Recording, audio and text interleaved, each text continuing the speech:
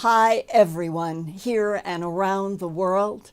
And a happy birthday shout out to my beautiful granddaughter, Hannah Mead, who tomorrow is celebrating her golden 10th birthday. Hannah was born on October 10th, 2014, 10th month of the year, exactly 10 years ago. So it's her 10-10-10 birthday. I love you, Hannah. Happy golden 10th birthday. And prayers for peace on Earth and protection to everyone in Florida and everywhere else. And prayers also for a new era of truth, that we humans on Earth are not the only life forms in this vast universe. And joining us are many new Earthfiles YouTube channel viewers, so that we have broken through 277,000 subscribers. Thank you all so much. And I want to follow up tonight on information that I received from an aerospace whistleblower a few weeks ago about American scientists looking for frequencies of artificial light on exoplanets in the Milky Way region of our Earth's solar system. An exoplanet is a planet that orbits a star outside Earth's solar system and other solar systems. In this region of space, Earth and the star, Proxima Centauri, are close to each other. Exoplanet Proxima Centauri b, orbiting its host star, Proxima Centauri, are only 4.24 light years from Earth. That exoplanet orbits within the habitable zone of that star system, and that means it might have conditions favorable for liquid water, which then might have life. And Proxima b is one of the exoplanets that might even show signs of artificial light, like Earth cities lighted up at night, that would be a strong indicator of intelligent life. Exoplanet TRAPPIST-1e and its TRAPPIST host star are about 40 light years from Earth, very close on this star map. Exoplanet TRAPPIST-1e is one of 7 rocky planets that orbit the red dwarf star on the left, and Exoplanet 1 in the middle orbits in the habitable zone. Exoplanet Kepler-186f orbits the red dwarf star Kepler-186 that is 492 light years from Earth, and that exoplanet was discovered in 2014 and is considered potentially Earth-like, with a radius similar to Earth. But its atmosphere and surface conditions are not completely known. Exoplanet LHS 1140b orbits a red dwarf star only 40.6 light years from Earth. The exoplanet discovered in 2017 is larger than our planet Earth, but potentially rocky, with a mass 6.6 times the Earth's mass. That exoplanet could have a substantial atmosphere. There is another exoplanet discovered in 2015 called K2-18b that's 8.6 times as massive as our Earth. It's also far from Earth at 124 light years, but the exoplanet is in the habitable zone and has signs of water vapor in the atmosphere. However, it's not yet known if it is a rocky planet like Earth. Exoplanet Gliese 1214b orbits a red dwarf sun called Gliese 1214 that is 47.5 light years from Earth. Exoplanet Gliese 1214b is a water world or gas planet that is larger than Earth but smaller than Neptune. Its atmosphere is thick. It is one of the top 6 exoplanets on astronomer lists to explore for signs of life. And like all the lights in night zones on Earth, signs of life on exoplanet Gliese 1214b and any of the others could be artificial lighting on the night side of any or all of these exoplanets indicating intelligent life? Do American government and science investigators already know whether data has confirmed artificial light somewhere on the exoplanets? Do they already know where some extraterrestrial biological entities come from that interact on Earth? I want to share insights to that question from two different retired intelligence analysts. 3 years ago in 2021, I was told, quote, "We, Homo sapien on Earth, are a blend of three ancient primary sources from Alpha Centauri Proxima b, Sirius b, and Procyon A and Procyon b that are now declining to white dwarfs."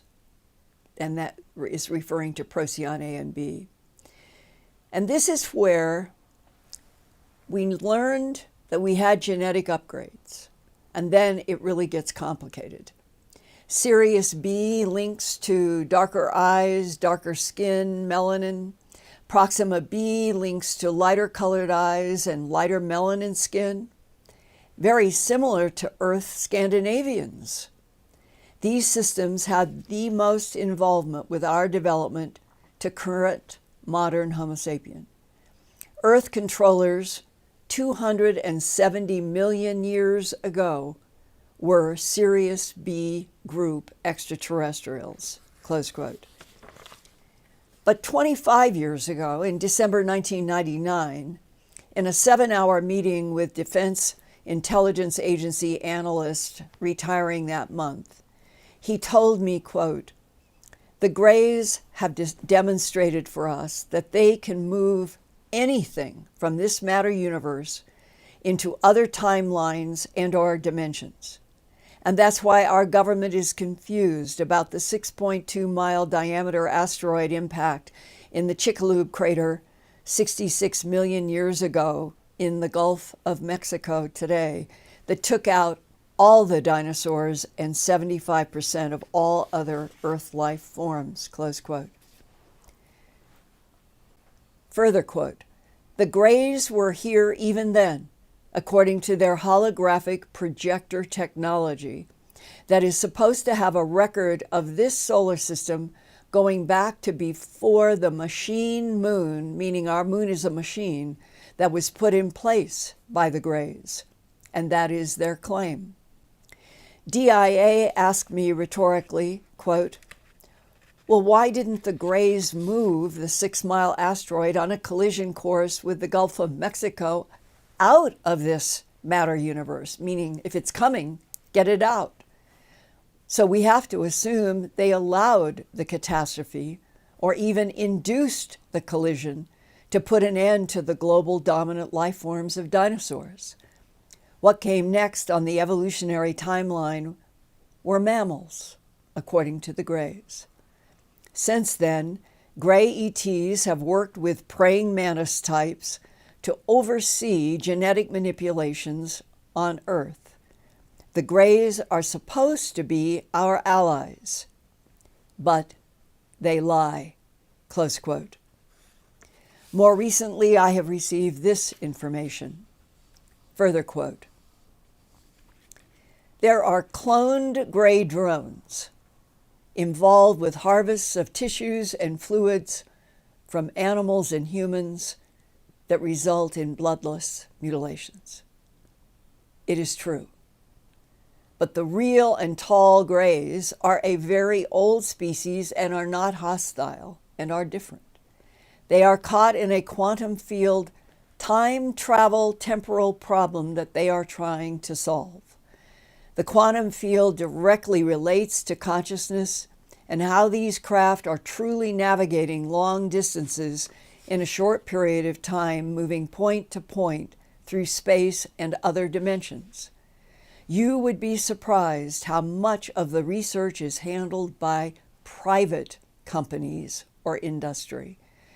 To know that humans are being abducted and some don't get returned in a friendly manner is a very difficult and disturbing to the higher up people involved with managing these problems, close quote.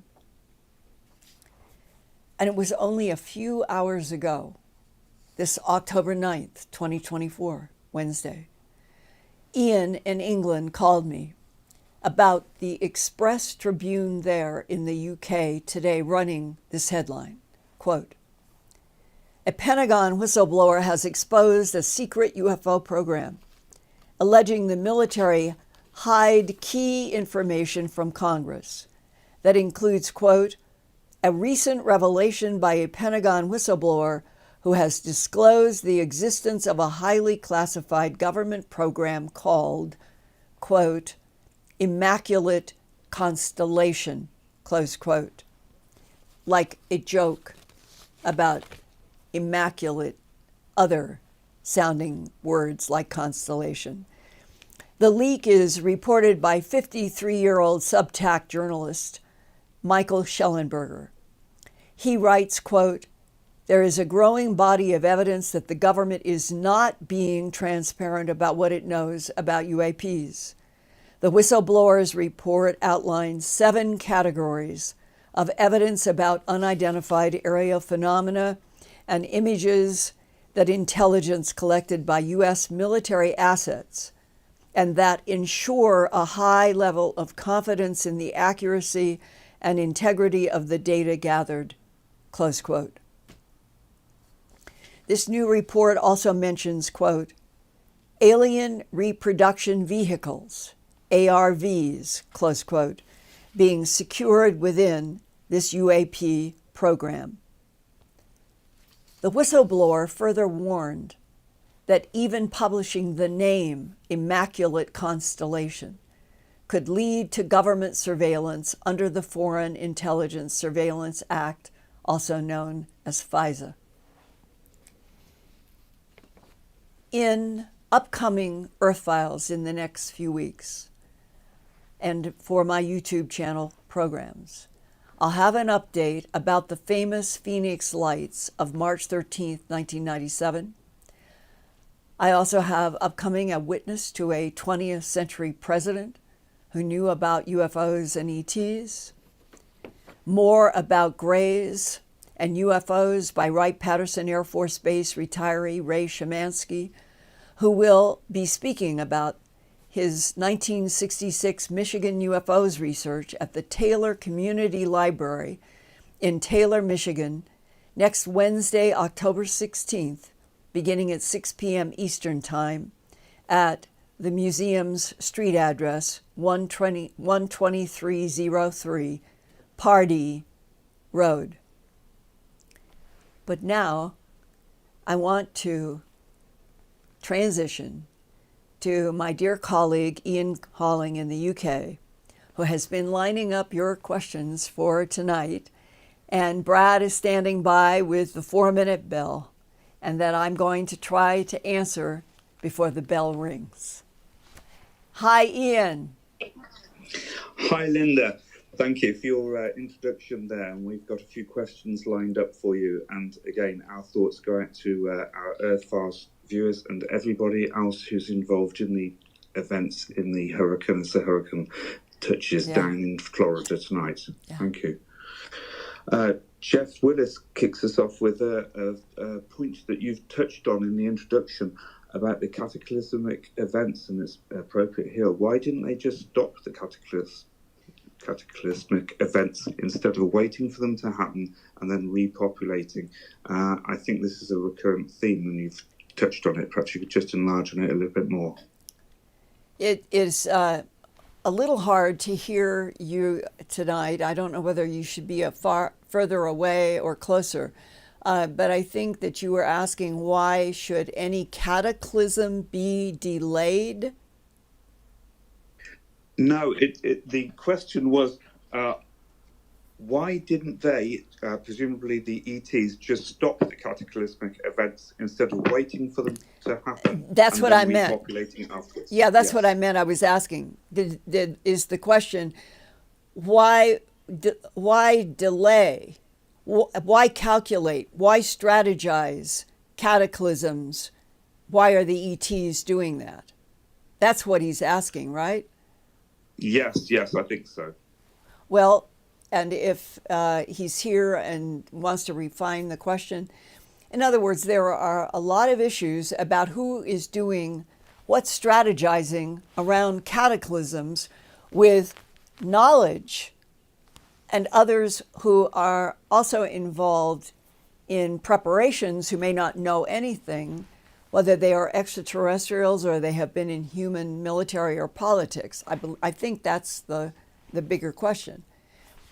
And it's been my impression from a lot of discussions, especially the ones with the people who have been in defense intelligence, and probably especially the December 1999 7-hour meeting, that our planet has been of different service to different extraterrestrials for millions and millions of years, and that it is a bit like a chessboard, not a hot war, but a chessboard, and that each of the extraterrestrial groups wants to control X, Y, or Z, and they may or may not have started out, let's say, at allies where Procyon A and B are, or any of the other systems that may have had life originating on them earlier than 50 light years to us or something.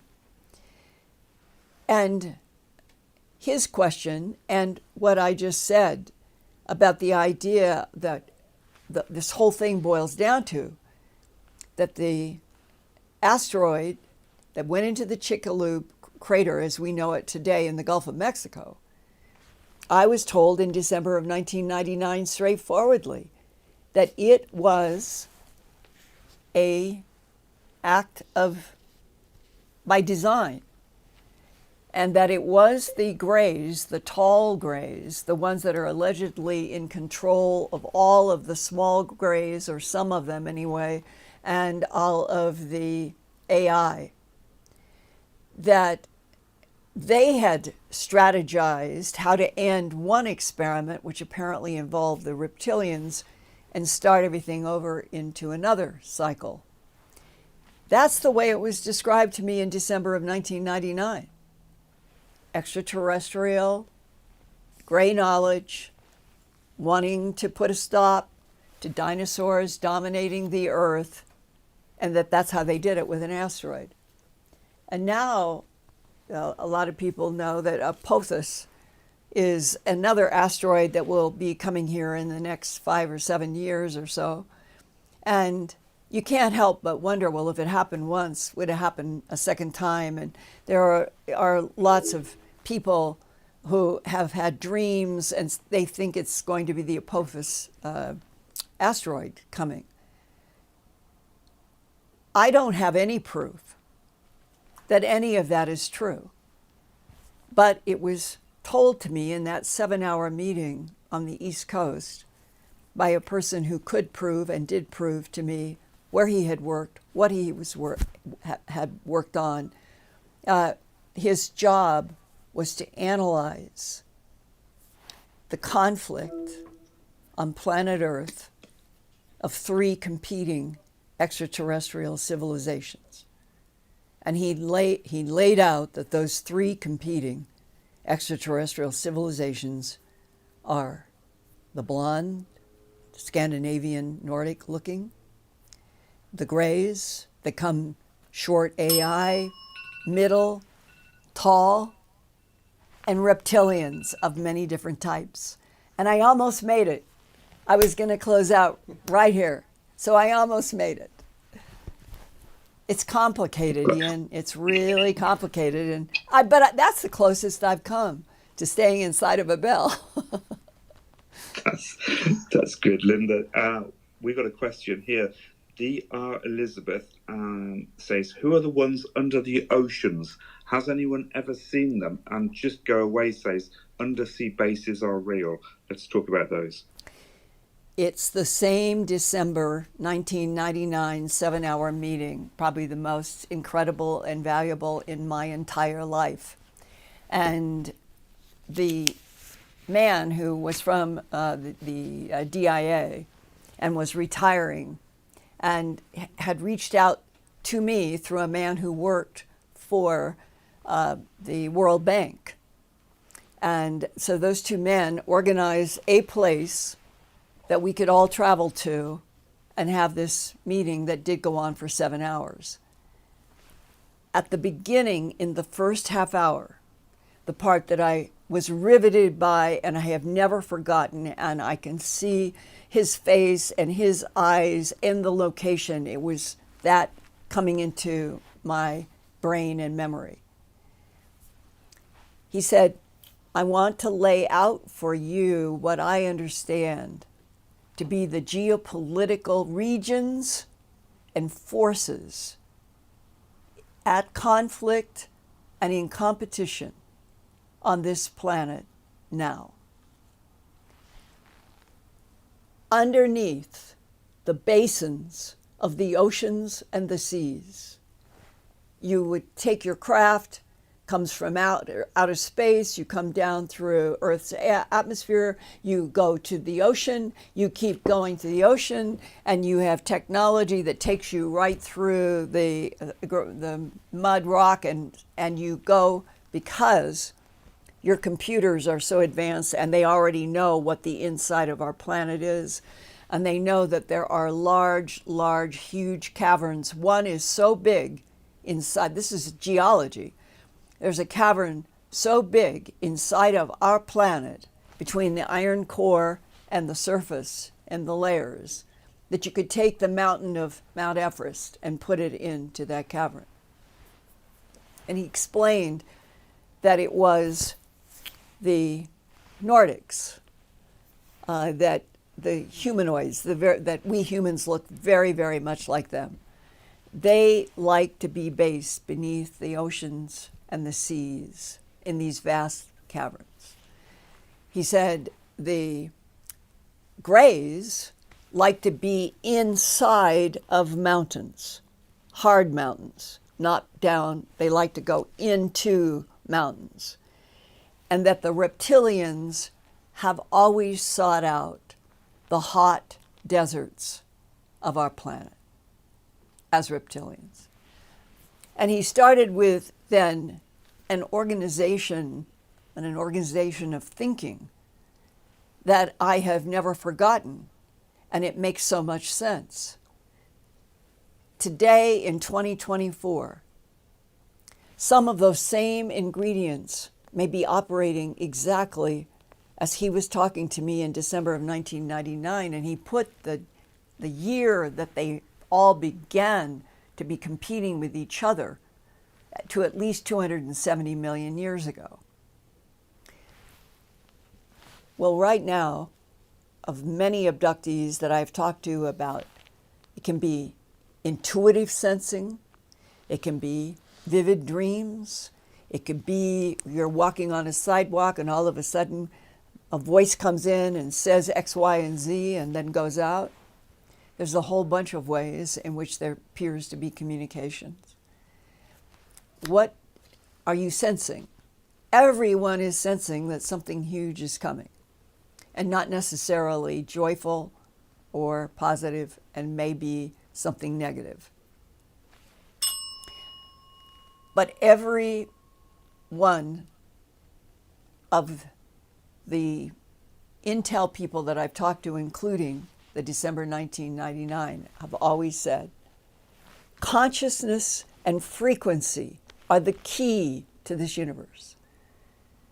If you concentrate, not just you, I mean the royal we of humanity, if you concentrate on something that is a positive energy, it will deflect the negative energy. It may not completely make things go away, but that you can learn how to monitor what is evolving on the timelines. And then making it even trickier. He said, this is back December 1999, that we'll call them the Nordic, tall, white, blonde hair, the ones that chose to go beneath the basins of the oceans and the seas, that they want to see an evolution of Homo sapien, maybe because they have a vested interest in us. They may have been partly involved in the genetic manipulation, but that they have been acting as a kind of leveler against the forces coming at Earth from these other categories that include reptilian lineage and the variety of grays from 7 to 8 feet tall down to 2 foot high AI, 3 foot high AI, all of that. And so right now, whatever is coming in 2024, beyond the hurricanes and the feeling that we have when we turn on TV and we see fellow human beings being totally devastated by walls, 15-foot walls of water, and we're in a kind of seemingly catastrophe-laden atmosphere. I cannot say that I have definite knowledge or proof, but I think that there is one or more in the non-Homo sapien category that are trying to help us. But apparently the forces that want Earth for themselves are also pretty strong. So it reminds me that last week I was talking with someone who was young, who grew up with a parent who was very, very much involved with the Reagan administration era. And she said to me, this is a telephone call last week, Linda, my dad came and took me to see Star Wars. Remember, back in 1980? And my dad turned to me in the movie theater and said, I want you to know, all of this Star Wars is true. And she said, I was just in grade school then, and I didn't understand what my father was saying to me. But Linda, I do today. And I want you to know, Star Wars is not a TV show. It may be a TV show for communication purposes, but she said it is real, and it is what's happening in our Milky Way galaxy and the universe. What we all need is for a change, a sea change, a huge sea change, that we all deserve to have the truth. And I know that there are a lot of people in military and government would like that to happen. So I don't take any of this with fear. Somehow, after centuries and centuries of lies, we have to be told the truth. And at this point, it may not be easy for everyone on all scores of everything. But until we start, which is the way I feel tonight, I have been trying for 45 years to report the truth. And right now, it feels like that something is pushing us that direction. So let's hope that it does. And then we can talk about it even more. But right now, thank you, Ian, giving me that time on that question. I won't take it again. Go for another. That's okay. Don't worry. The audience do love your long answers, but we have a lot of questions to get through as well. I've got Tracy Murray here, who's a loyal listener, and she's with us every week from Scotland, I believe. Tracy asks, Hi. Yeah, she says, Linda, do you think the dinosaurs were also an experiment? Absolutely. And if so, by which group of non-human intelligence? Well, that is an excellent question. But if you read my book, Glimpses of Other Realities, Volume 2, High Strangeness, which I think has some of the most extraordinarily accurate information in it, and I didn't know how accurate it was when I even put the book together. But whether you're talking with somebody in military or a truck driver, There are people who have had experiences in which what they describe is seeing this planet covered with dinosaurs. And that they then somehow are given information during, whether it's out of body or whatever the ET is doing. And they see that there is a link between their life on Earth now as a human and having these repeating visions, experiences, memories of seeing Earth covered with dinosaurs. And in this one particular case in Glimpses Volume 2, thinks that he was involved in both, at both ends of time. And this is how complicated and strange it all is, as if everything is connected. And everyone has different facets. And that the different facets, if they come together in a whole truth, it might change whatever the future could have been. And there's something like that. As one person, another person, an abductee says, it feels like something is chopping up the timeline. So I would say, Ian, that the answer is that I feel that the dinosaurs were an experiment just as Homo sapien was later, and Neanderthalensis, and the Denisovans, and on and on. But who exactly at every turn is driving all of the machinery? That's what everybody would like to know. So let's go to another question. Here we go. Scruffy Pup says, question: if we are in a matrix or are a holographic universe, does this mean that the life on other planets, other star systems, ETs, don't actually exist, in inverted commas? My understanding is we're avatars.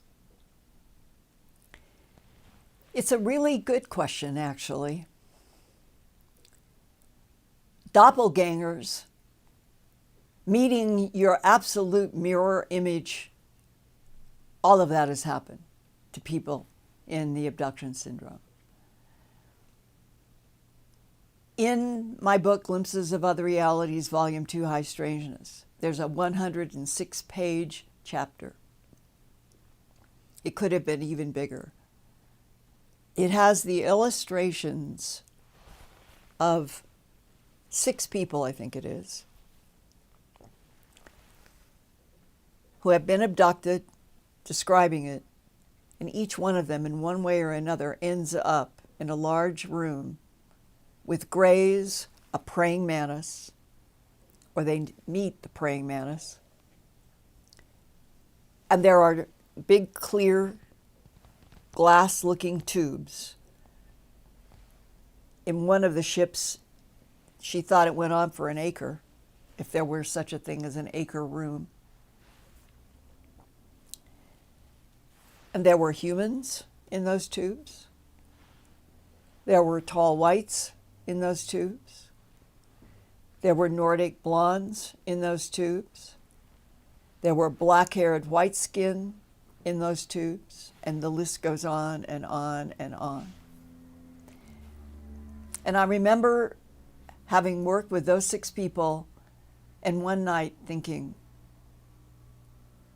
how are you ever going to report that one of the aspects of interactions with other intelligences in this universe could be that the soul recycling process in and out of matter into a substance that gathers information to something that might be called the thought that dwells in the light, or a divine mind, and that somehow the soul was the most important ingredient of it all. Because what if the soul itself was designed to be able to go in and out of any frequency, literally any frequency, from here to infinity, and somehow both gathering and distributing information. Would those many different bodies and all of those glass tubes, some of them empty, be holding tanks waiting for souls? I've talked about that with Whitley Strieber. I talked about it with John Mack. I talked about it with Bud Hopkins. And I think it is a subject that we haven't lived long enough or been exposed deeply enough to what our government and private industry already know are the goals of the non-humans, the whole variety of them. I think they know a lot. But this area, this question, may be one of the most important, and that every one of us are still at the beginning point of where you begin your very first steps by asking the question and not running away, but trying to understand more. Okay, Ian. Thank you, Linda. We've got people asking, we've got 3 questions lined up here Okay. about the RH blood factor. Janetta Chacon says, where does RH blood come in, Linda? It's referenced also by Mary, saying about the RH negative blood, and are these true beings?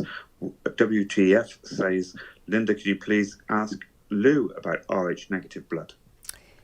John Altshuler was the pathologist and hematologist that I worked with in Denver, Colorado, from the period after I had produced A Strange Harvest at the CBS station about the animal mutilations that were bloodless, trackless. Ranchers had seen beams coming from UFOs in the sky down into the pasture, where the very next morning he would find a mutilated cow. So it was the ranchers and the evidence, law enforcement, ranchers, and evidence that immediately, almost back in the 1960s, some of the first cases, they were putting together 2 + 2 = 4, and something from the sky is coming and doing this to these animals.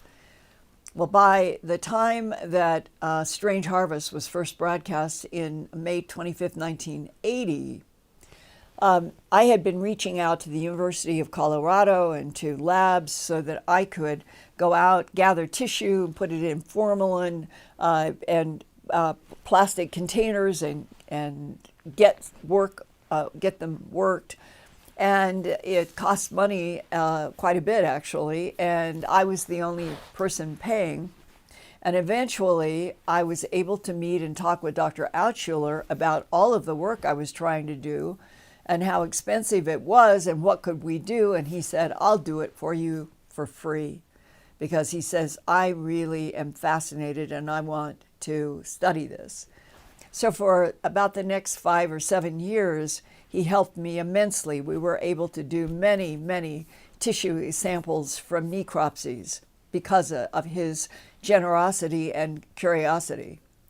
And I began to learn so much and see the patterns and understand that we were consistently, over and over and over again, from the bloodless, trackless mutilations. He was showing me under microscopes that here is what normal looks like, here is what a knife would look like, here is the mutilator excision. It was hard like plastic. He said, under a microscope, this has been exposed to high heat. We are dealing with cooked collagen and cooked hemoglobin. So very quickly, he helped me get grounded in science. And one night, I'd go over, he had a wonderful family, and his wife would cook dinner, and afterwards we had a big book. It was a hematology book. It was literally about 4 inches thick. And I said, you know, one of the things that's come up, and by then I had been to a MUFON conference and some others, and I said, is this issue about blood types. That if you're talking with some of the investigators in the human abductions, they say that when they do blood types on, let's say, a certain range of people, that the ones that they know are in the abduction syndrome will have Rh negative blood. Not 100%, but I'm talking about patterns that people began to see who were actually trying to study it. And he picked up and opened up this big book, and he went to a place that had to do with Spain and the Basque. And he said, I've always been curious. And he started showing me these percentages of what of a population has Rh negative blood. And I recall, it may not be perfect recall, but I recall that in the list of the different blood types going around the world, that it was the Basque in Spain that had the highest percentage of Rh negative. And when I asked him, well, why? Why would any population, it's sort of like on a big peninsula, why would it have a more dominant type of blood that was not seen in such percentages elsewhere? He said, I don't know. I don't have an answer. But he said, I think this is one of the data points that you need to keep in mind when you are working on material about the abductees. And he said, and the other part of this is the same rules, the same lenses that ETs might be working on a genetic program on the Earth might apply also to what humans, what would be the reason for them to interact with humans the way they were, to accomplish what, possibly genetically, because there were harvests of sperm and eggs that we all knew about then. So it's a great question. We all need more answers, and I love the investigations, but until we get the official political 6-inch high headlines around the world, we're not alone. We're finally going to be told, we're going to be introduced. Here they are. This is who's working with us. Here are ones that may not be working with us. We need to go through that lens, or I guess it's really more like a blocked door. We need to go through it and then imagine what we could learn and what our discussions could be. But I'm grateful for your questions and this time to talk with you about the bits I do know. Okay, Ian. Okay, I just want to acknowledge our super chats this evening. Thank you very much to Jason Odom, Tarot Tarotina, TETS, Comedy Exposure, and Whisper of Love. And Whisper of Love says, what is Miss Linda's favourite science fiction movie and why? It has to be 2001. It came out right at the time where I think I was graduating from Stanford and was going out into life. And I remember I had a trip to the East Coast.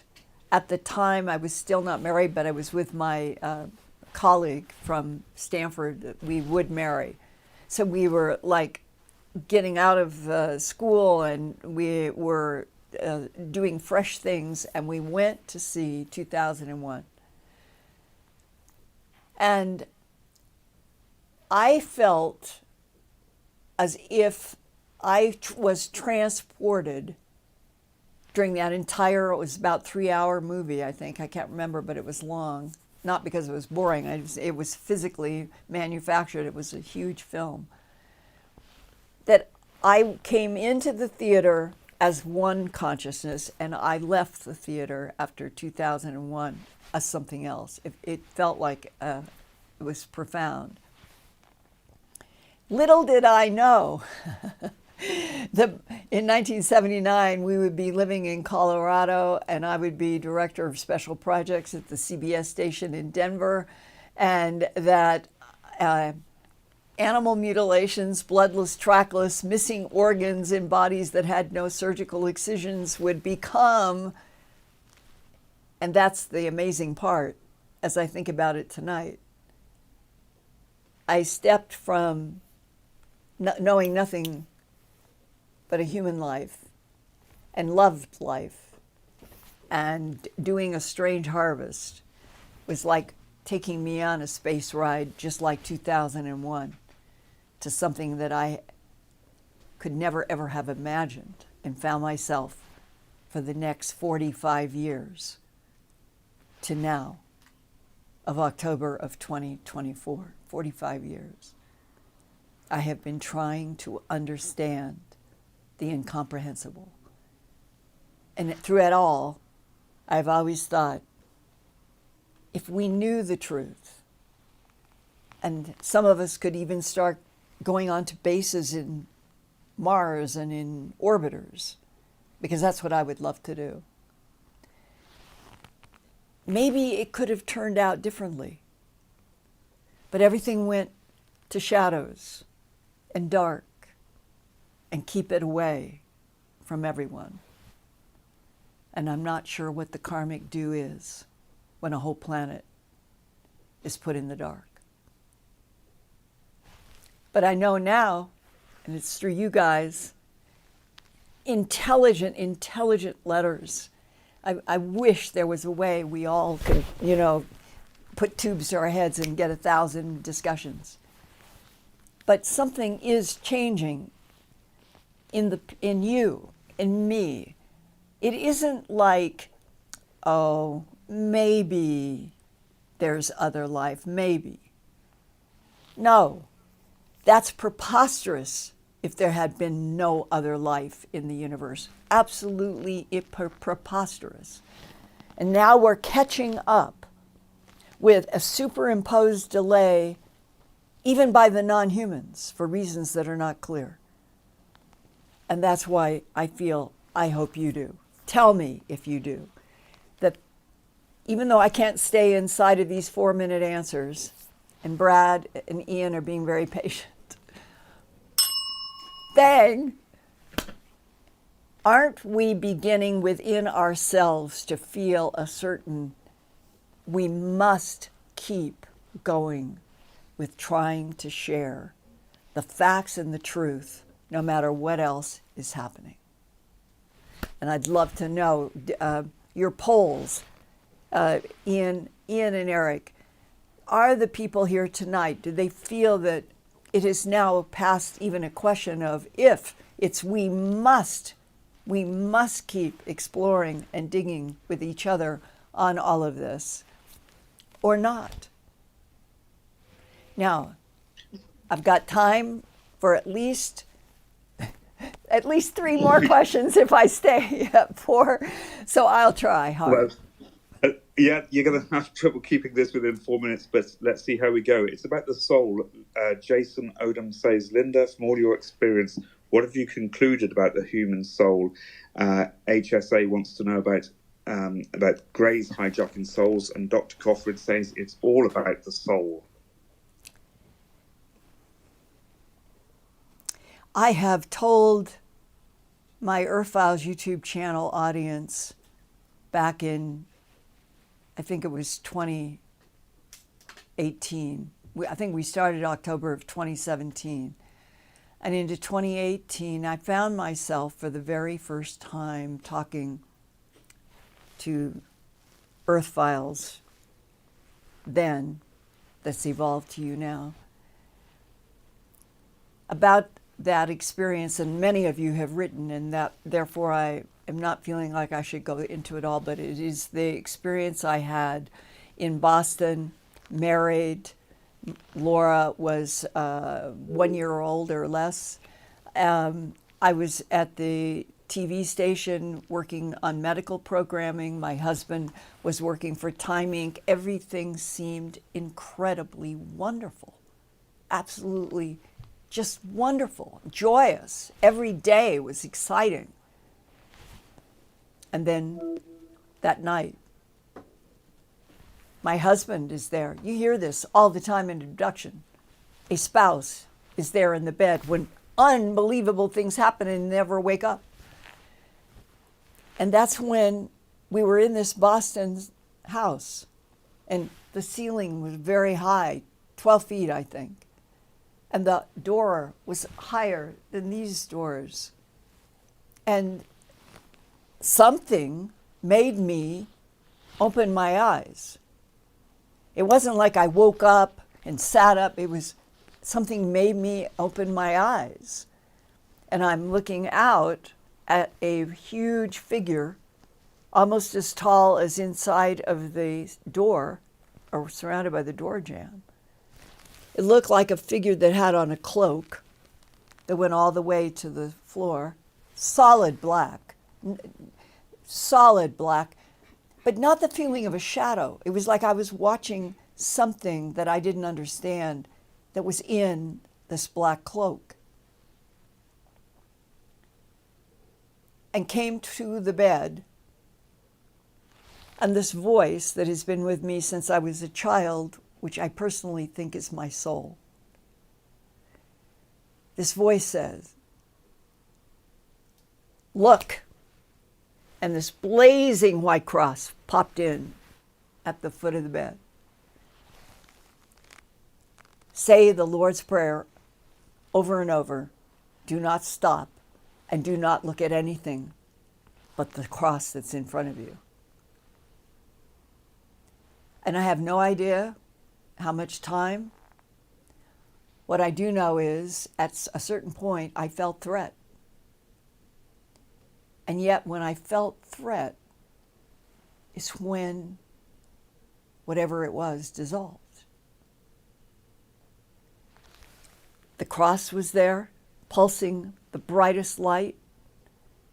I'm saying, "Our Father who art in heaven, hallowed be thy name, thy kingdom come," over and over and over and over and over.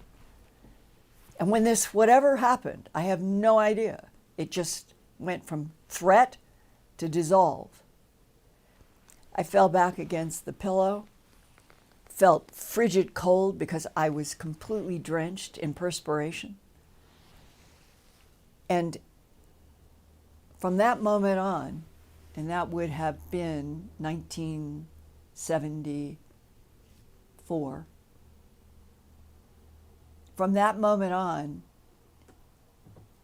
it seems to me that the voice that told me exactly what to do is what I think is my soul. And that you and all sentient beings, at least as Homo sapien, we have that ability. And when I introduce an abductee to another abductee, one of the first things that they will end up talking with each other about is, do you have a voice? Do you have a voice that kind of comes in and out? And they're not afraid of sounding crazy because it's real. Now, I shared this story in a compressed way a second time. And I think, Ian, it means that when I'm saying I feel that our souls carry immense knowledge, gathering knowledge, and that one of the things that they really know a lot about is what goes on between the yin and the yang. And this universe may be a coliseum of the yin and the yang. And I have no confusion about which side I'm on. It's on the side of that huge, pulsing, beautiful, incredible white cross. Thank you for sharing that again, Linda. That was fantastic. Al Bundy says, "What about the hybrids? Some abduction stories tell about them created from DNA of humans and mostly greys. What is their function?"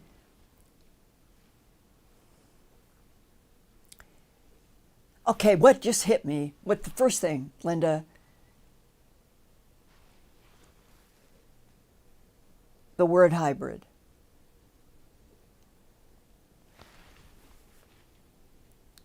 I think going back to December of 2019, not 2019, 1999, going back to that meeting with the DIA and the World Bank guys. It's an area that I confess that I have tried not to go into much in public, because people can feel badly and we don't know enough. And what I'm treading around is the whole hybrid issue. But I am convinced that you, I, Brad, Ian, we're all hybrids. What we don't know is the truth of who the genetic manipulators have been. It could have been 1,000. And that ultimately, we don't have a clue what our 0 point was.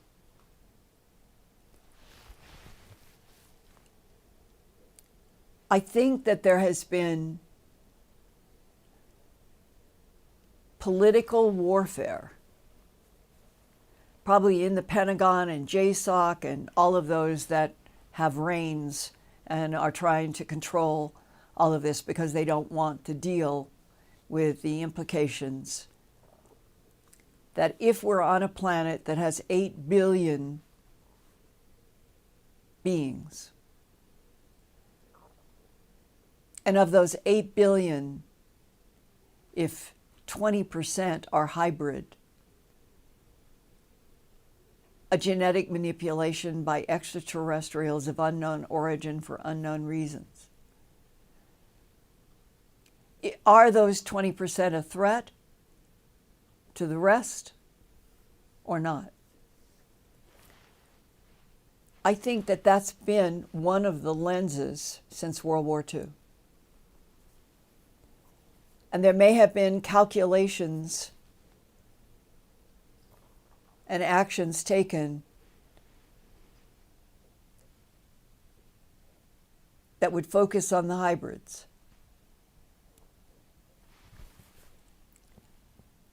But take everything that I said up to this moment and then add, everything could be changing now, because for the first time, instead of being able to act against a certain group called hybrids, that it may be harder and things may be changing, because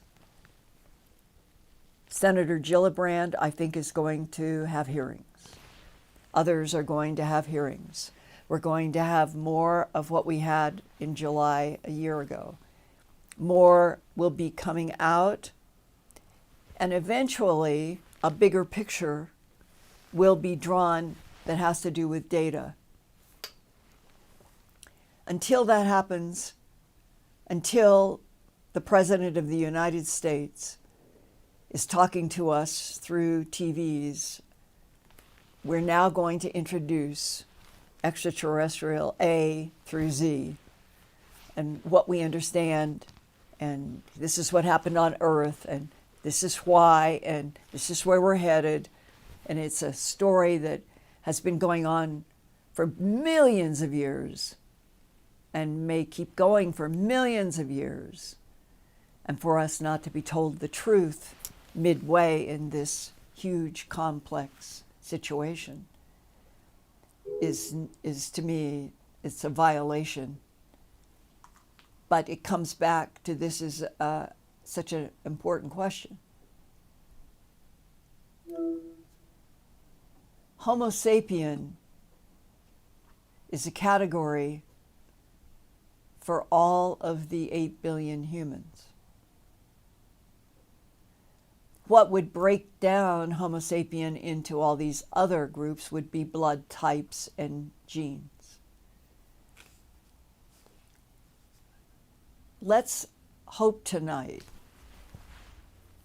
that we really are going to start having serious discussions between the scientists, the doctors, the genetics people, military people with us as a population. It might even reduce some of the tension reoccurring yet again in the Middle East. Who knows?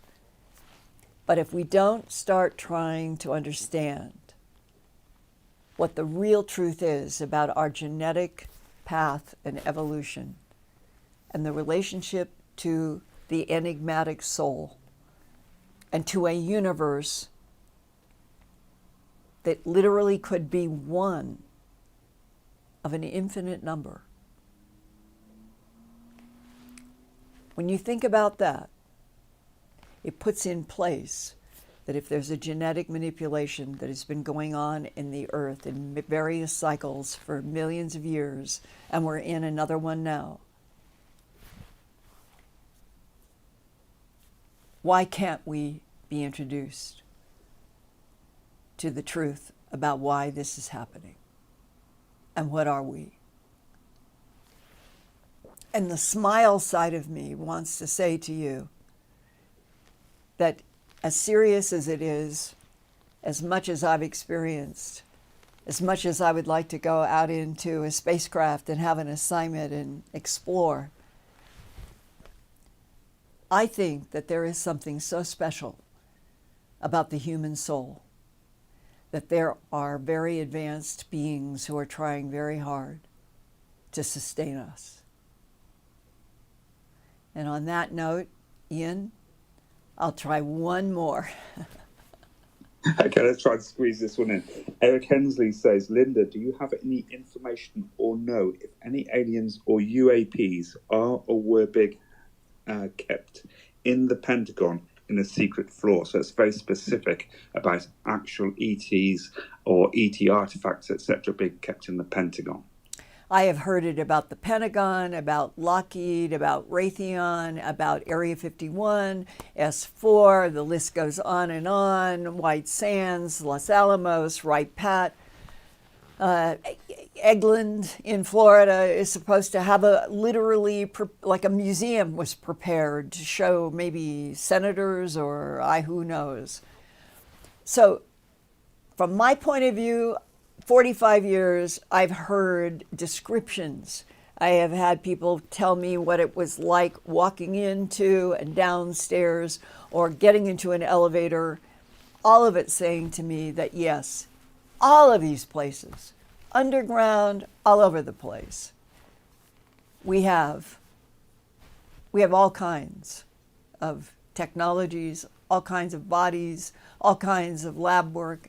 The bismuth, magnesium, zinc is extraterrestrial technology that I worked on and studied on with Art Bell from the time that we received that. All of it is now a mishmash because no one has the freedom to start at A and go to Z and make it clear all along what exactly has happened where and why. And that underground, just like underneath the basins of the oceans, or can be tall whites and Nordics, underground in whether it's New Mexico, Florida, it's all over. So we've been like a nation that had a surface, and there's been the surface life. But since World War II, we've been in a nation that this deep, deep, deep, deep layer that Philip Corso warned about in his The Day After Roswell, the internecine warfare in the Pentagon, of people saying you can't tell, you can never tell, that Winston Churchill said, we can never tell. Religions would collapse, the street market, Wall Street would collapse. All of that, if you start at World War II as the first crack across the bow that there were ETs, then we're talking about 70-some years. So right now, what I would like to do is, Ian, is open it up to the people who have asked questions and the people who you have your questions and they haven't been answered by my more than 4-minute answers.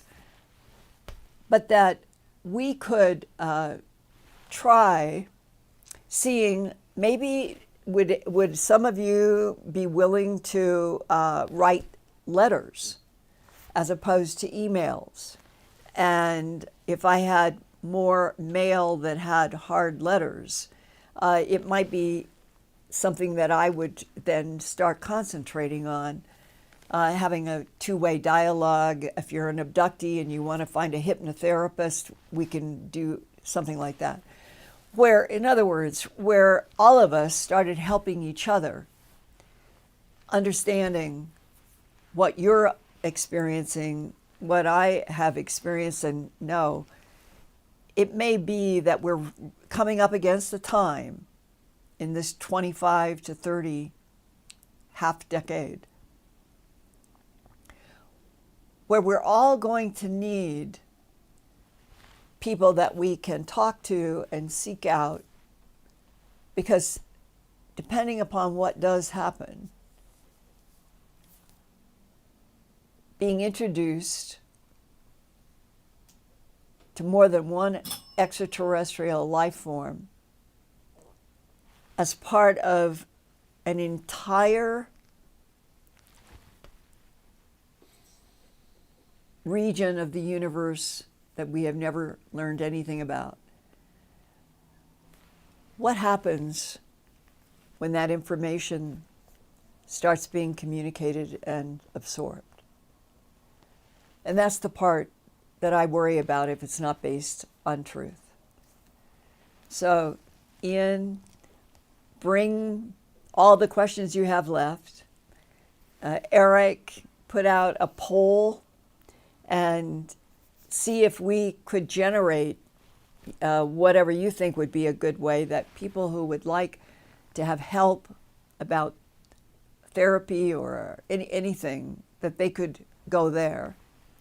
And maybe Earthfiles YouTube channel, as bringing you updates and news, is very, very, very, very difficult to do on a weekly basis. But I feel like we're getting to a point where it will evolve into more, and that you all, who are now over 277,000 and growing, between us, maybe we will be in sync with what the whole planet is now going to start approaching gingerly. And then what happens? It's so unknown. But I don't feel anything but, let's go for it. We got to get to truth. I love doing this tonight. I've got some very interesting reports that I'll be unfolding over the next few weeks. And I look forward, if you do send letters or emails, that it's very, very focused on what you've experienced, what you know, and what you are concerned about. And for those of you who have had a military career and you've been introduced and even seen bodies in tubes or in boxes underground in a military base or something else, you can communicate with me. I will never reveal. But those are the areas that I would like to have more information about as well. So, Ian, do you have a last word? Well, I just want to say thank you to everybody else, and I am saving questions as well for next time. Of course, you know, we invite everybody to tune in to Earthfiles every Wednesday, but this episode and all episodes go out as a podcast wherever you get your good podcasts from. Let me just say as well, I want to give a shout out to Moonbird. He contacted us and said he had to evacuate from the French Broad River area, and so we wish him well, as we do everybody else who's suffering at the moment in the southwestern and eastern United States, southeastern United States. And I just want to end it on every day, every night, at least think about these words. May the thought that dwells in the light protect you forever, no matter what form what frequency you're in, protect you forever. Agape hug. See you next week.